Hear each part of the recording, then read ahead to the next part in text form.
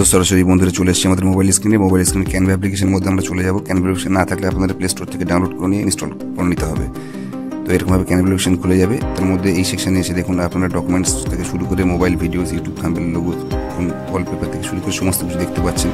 তো জেনারেলি আজকের টপিক আমাদের ইউটিউব থাম্বনেল কীভাবে বানাবো আমরা মোবাইল থেকে। তো ইউটিউব থাম্বনেলে আমরা চলে যাবো, ক্লিক করে নেবো, ইউটিউব থাম্বনেল এরভাবে চলে আসবে, খুলে যাবে। দেখুন থাম্বনেলগুলো খুলে যাওয়ার পরে এখান থেকে ক্যাটাগরি অপশানে আপনারা ক্লিক করলে সমস্ত ক্যাটাগরির কিন্তু এখানে অপশান আপনাদের দেখাবে। এখান থেকে কোনো একটি অ্যাপ্লাই করে আপনারা কিন্তু সেই ধরনের থাম্বনেল খুলে নিতে পারবেন। তো আমি দেখানোর জন্য যে কোনো একটি বেসিক এখান থেকে একটি থাম্বনেল আমরা সিলেক্ট করব এবং সেটা থেকে আমরা কীভাবে একটি থাম্বনেল বানানো যায় বা এডিট করা যায় আপনাদের ইচ্ছে মতন ম্যানিপুলেট করতে পারেন সেটাই দেখাবো। ধরুন এটাকে সিলেক্ট করলাম, যদিও এটি একটি পেইড একটি থাম্বনেল দেখাচ্ছে এখানে, তো এটাকে আমি চেঞ্জ করে নিই। নর্মাল একটি থাম্বনেলে যাব, নর্মাল একটি থাম্বনেল সিলেক্ট করে কাস্টমাইজ দিস ক্লিক করবেন। তো এখানে ক্লিক করলে দেখুন এরকম একটি আপনার কিন্তু এডিটের জন্য খুলে যাচ্ছে থাম্বনেল। লেখাটাকে সিলেক্ট করে নিন, লেখাটা সিলেক্ট করে নিয়ে ডিলিট করে দিয়ে আপনার ইচ্ছে মতন আপনার যেটা প্রয়োজন সেরকম ধরনের আপনি লিখে দিন। সাপোজ আমি এখানে লিখে দিলাম ক্রিয়েট ওয়াইটি থাম্বনেল, এরকম একটা কিছু লিখলাম ইন 2 মিনিট। তো এটাকে লিখলাম, এটাকে লিখে আপনার এই জায়গাটাকে আপনি সরিয়ে দেবো, সাবস্ক্রাইবটাকে সরিয়ে দিয়ে দিন, লেখাটাকে বক্সটাকেও সরিয়ে দিচ্ছি। তো এরকমভাবে সরিয়ে দিলাম এবং এই জায়গাটা থেকে সরে আসলো। দেন আমি এই ছবিটাকে সিলেক্ট করে এবং গ্যালারিতে ক্লিক করলাম। গ্যালারিতে ক্লিক করার পরে দেখুন আমার গ্যালারি সেকশানে চলে আসলো। আমি ছবিটাকে প্রথম সিলেক্ট করে ছবিটাকে চেঞ্জ করে দিলাম। এরকম একটা ছবি কিন্তু আমি সিলেক্ট করে নিয়ে ওই ছবিটার পরিবর্তে এই ছবিটা কিন্তু আমি নিয়ে চলে আসলাম এখানে দেখুন। তো ব্যাকগ্রাউন্ডের সঙ্গে ছবিটা ঠিকঠাক ম্যাচ করছে না, বাট আমি এখানে দেখানোর জন্য যে কোনো একটি ছবি নিয়েছিলাম। তো ছবিটি ধরুন এরকমভাবে আমি সেট করে দিলাম।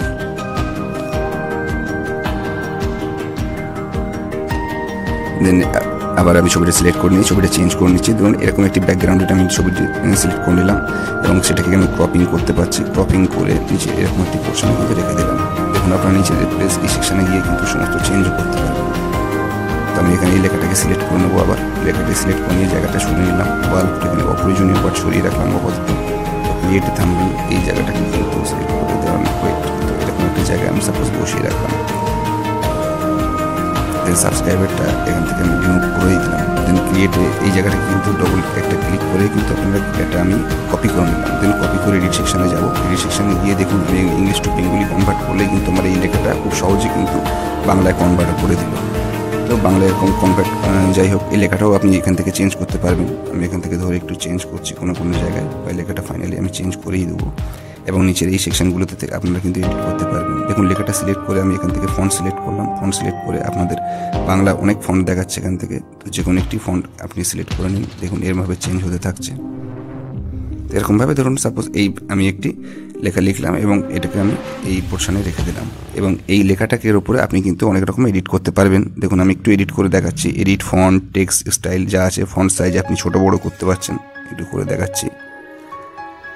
দেন কি আছে এখানে আছে এফেক্ট সেকশন। তো এফেক্ট সেকশনে আছে দেখুন এতগুলো আছে, শ্যাডো, লিফট হলো আরও অনেক কিছু এখানে অপশান আছে। তো এখান থেকে আপনি আপনার পছন্দের মতন একটি শ্যাডো দিয়ে এই লেখাটাকে আপনি কিন্তু ক্রিয়েট করে নিতে পারবেন বাংলা লেখাটিকে। দেন আমি আবার ইংলিশ লেখাটিকেও আমি চেঞ্জ করে দিলাম। এখানে হ্যান্ড রাইটিং গিয়ে একটি ধরুন এরকম একটি ফন্ট স্টাইল আমি এখান থেকে চেঞ্জ করে দিয়ে এই পোর্শন রেখে দিলাম। সাদাটা কোনো অপশান নেই, তো ডিলিট করে দিলাম। দেন আমি বাল্বটাকে সিলেক্ট করে নিই, বাল্বটা সিলেক্ট করে ডিলিট করে দিলাম। প্রয়োজনীয় জিনিস এখানে প্রয়োজন নেই। ধরুন সাপোজ আমি আবার প্লাস বাটনে এসে এখান থেকে কিন্তু এই লেখাটা আমি চেঞ্জ করে দেবো। এই লেখাটা এই জায়গায় রেখে দেবো।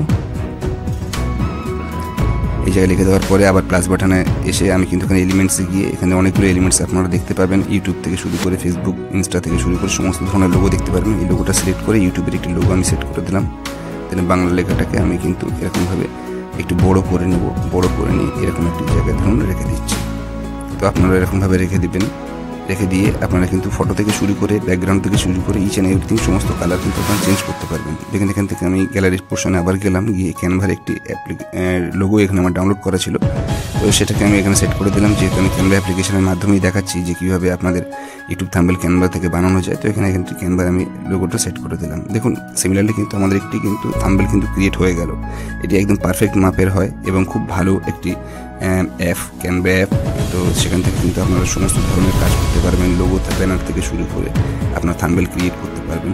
আমি পার্ট টু পার্ট এখানে সমস্ত ভিডিওতে দেখিয়েছি। ধরুন এখানে আরেকটি টাইপ করলাম, প্লাস বাটনে গিয়ে লার্ন ক্যানভা আমি লিখে দিলাম। লিখে গিয়ে এটাকেও আমি চেঞ্জ করতে পারবো, এটারও কালার চেঞ্জ করতে পারবো।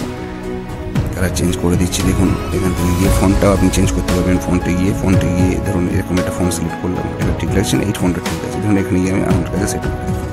তো অলমোস্ট আমাদের রেডি হয়ে গেল। উপরে যে অ্যারো ডাউন চিহ্নটা আছে এখানে ক্লিক করলে কিন্তু আপনার সেভ অ্যাজ ইমেজ বলবে, তো এখান থেকে কিন্তু আপনার ইমেজটা অটোমেটিক্যালি সেভ হয়ে আপনার গ্যালারিতে সেভ হয়ে যাবে। এটুকু ছিল। Thank you for